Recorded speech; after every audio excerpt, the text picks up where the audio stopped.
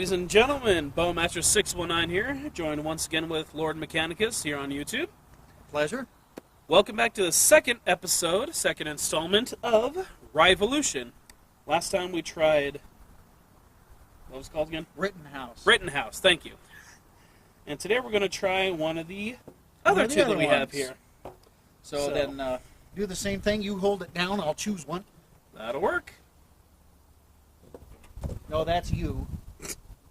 Hey, watch where you're grabbing there. And it looks like Mitcher's US 1. Ah. Straight rye whiskey. No further description. Of course, we'll show you that. We'll get into that later.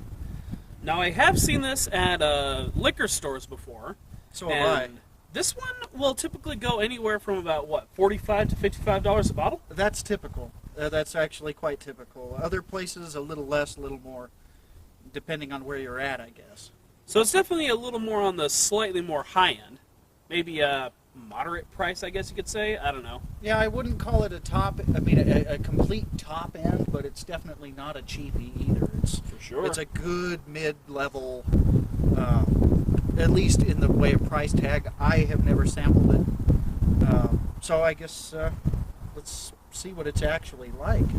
And I believe I had the first sip on the last one, so you can have the first sip on this one. Why, thank you, good sir. Absolutely. Ah, wow. Ooh. Now that has some smoke. That also has kind of a vanilla-like aroma to it, which is unique for a rye. Ooh. I'm detecting a slight hit of pepper in this one, I think. Very mild, but yes, I'm getting a very slight hint of pepper in there, but I can definitely smell that vanilla that you're saying. Mm-hmm. It's there. It's subtle, but it's there. I must say, that one smells quite good. Oh, I know that look. That means that that's one that he likes. That's a sweet one, but it has a little bit of a bite to it.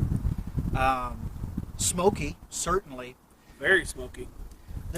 I wouldn't call it a medicine-y aftertaste, but there's a little something, and I'm not sure what you'd call it. That's almost like a cream sweet.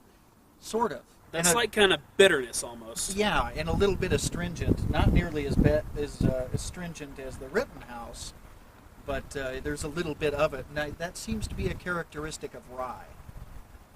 All right, and I'll let you take the next pseudo shot, since we don't actually have a measurement for it.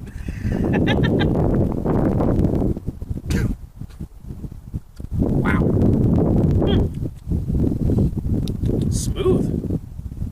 The finish is a lot smoother than the initial. Very true. And it fades quickly, which is interesting. Yeah, it's almost kind of like wasabi. Kind of slaps you in the face, and then it kind of just disappears. Poof, there it goes. That's a good way to describe that. It's good. That's a good one. That is good. Okay, the Mitchers. A spicy note right at the top. Butterscotch. That was that sweet note I was detecting. Dates as well, along with, now you were saying spicy, kind of herbal or something like that. Savory. Now I would never have thought using savory, which is typically an herb that one would use in sauces and certain cooking styles and so on, typically European or East Coast. But savory in a rye, that's very interesting.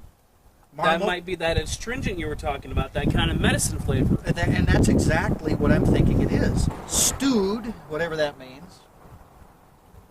Marmalade, pepper, and grain, of course. That one's surprising. I agree. But for now, I think we're going to wrap up this episode. Tune in next week when we crack into the very last bottle. Thank you so much for watching, ladies and gentlemen. If you have any more suggestions of what you would like to see in the future, leave them in the comments below. Until next time, I'm Bowmaster619. And I'm Lord Mechanicus. Take care, and we'll see you in the next video. Have a good one.